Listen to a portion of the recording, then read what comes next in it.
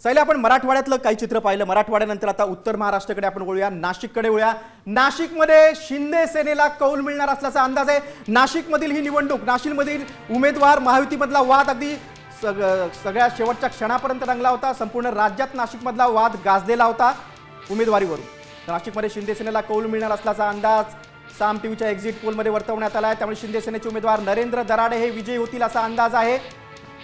साम टीव्हीच्या exit पोलमध्ये, exit पोलनुसार Shinde सेनेला किती मतं मिळतील आपण ते देखील पाहूया. अपक्ष उमेदवार गोकुळ गीतेंमुळे ही निवडणूक रंगतदार झाली होती.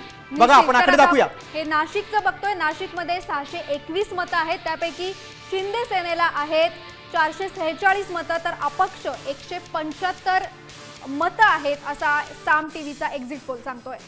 अगदी बरोबर आहे सायली. गीते बंधूंमुळे नाशिकमधील निवडणूक अगदी शेवटच्या क्षणापर्यंत रंगतदार झाली होती.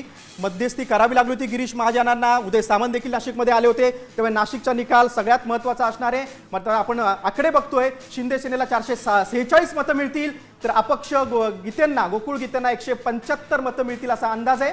बघा, संभाव्य उमेदवार नाशिकमध्ये कोण असणार आहे. बघा, नरेंद्र दराडे, शिंदे सेनेचे नरेंद्र दराडे हे नाशिक विधान परिषद निवडणुकीमध्ये संभाव्य विजयी उमेदवार असतील. नाशिकच्या निवडणुकीकडे संपूर्ण राज्याचं लक्ष होतं. गोकुळ गीतेनं शेवटपर्यंत मनधरणी करावी लागली होती गोकुळ गीतेंची, मात्र त्यांचं नाव होतं. त्यांना 175 मतं मिळतील असा अंदाज आहे. मात्र शिंदे सेनेचे नरेंद्र दराडे हे सर्वाधिक मतांनी विजयी होतील असा अंदाज आहे.